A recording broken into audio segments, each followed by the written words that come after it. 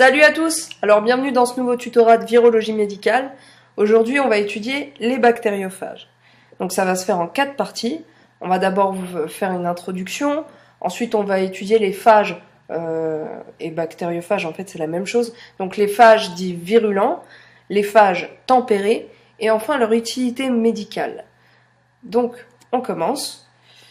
Tout d'abord, un bactériophage, ça va être un virus qui va être capable d'infecter exclusivement des bactéries.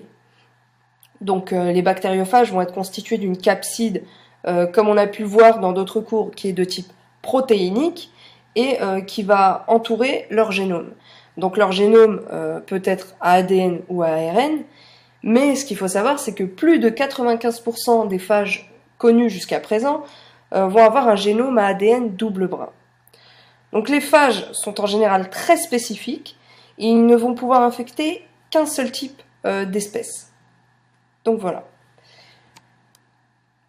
Les bactériophages vont aller s'amarrer à des récepteurs spécifiques de leurs bactéries hôtes et ils vont injecter à travers la paroi cellulaire leur génome. Donc ça va obliger les cellules hôtes à répliquer leur ADN, donc à synthétiser de nouveaux phages alors. Donc à la fin de la multiplication de ces phages, on va avoir ce qu'on appelle la lyse cellulaire, donc la lyse de la cellule hôte. Et ensuite, libération de nouveaux phages. Donc certains phages vont être virulents ou lytiques. En fait, ils vont infecter une cellule, la réplication démarre directement, et là on a de nombreux phages qui vont être libérés par la lyse de la cellule hôte. Donc là on est dans ce qu'on appelle un cycle lytique, qui vient de lyse. Donc il va exister aussi ce qu'on appelle des phages dits tempérés. En fait, l'ADN de ces phages-là va s'intégrer au chromosome bactérien et va se répliquer en même temps que lui. Donc en fait, le matériel génétique intégré va s'appeler le prophage, et la bactérie qui est porteuse du prophage est appelée bactérie lysogène.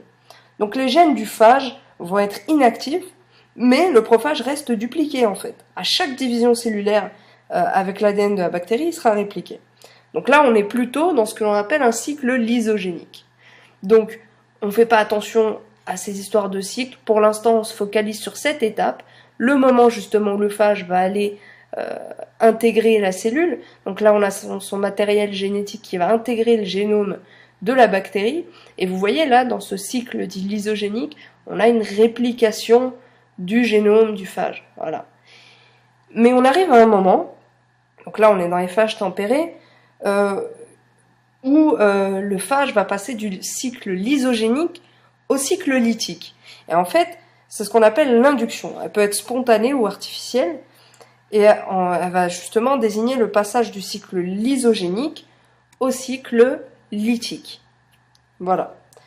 Donc en fait, quelques génomes de phages présentent des gènes qui sont inutiles pour leur réplication, mais qui vont aller modifier le génotype de la cellule hôte, comme le gène codant pour la toxine diphtérique par exemple. Donc l'intégration d'un prophage dans le chromosome est appelée conversion lysogénique. Donc les bactériophages vont persister dans le monde bactérien sous deux états distincts, dont je viens de vous parler. Donc le phage virulent, qui lui est répliqué directement dans une cellule bactérienne réceptive. Donc lui, ce phage dit virulent, il est directement en cycle dit lytique. Ou bien, on va avoir ces bactériophages qui vont agir sous forme lysogène. Donc ils vont s'insérer dans le génome bactérien sous la forme d'un prophage, et il va devenir partie intégrante du génome de l'hôte. Donc tous les bactériophages ont un cycle lytique, donc un cycle infectieux, pendant lequel le virus va être incapable de se reproduire par ses propres moyens. Il va injecter son matériel génétique dans la bactérie, mais parfois, le matériel génétique du phage va s'intégrer au chromosome de la bactérie qui le transmet à ses descendants. Donc, bien faire la distinction entre ces deux types de phages, tempérés et virulents. Donc le phage virulent, ce qu'il faut juste comprendre, c'est qu'en fait le phage virulent n'a pas de cycle lysogénique, tandis que le phage tempéré il a un cycle lysogénique et un cycle lytique. Logique. Ensuite, les phages vont être utilisés en biologie moléculaire. Donc, ils vont être utilisés comme des vecteurs de clonage pour insérer de l'ADN dans les bactéries. Et ils vont être utilisés aussi dans le séquençage de génomes entiers. Donc, en médecine humaine, les phages vont détruire les bactéries en commandant leur réplication massive dans la bactérie, qui va aboutir à la destruction de la cellule hôte.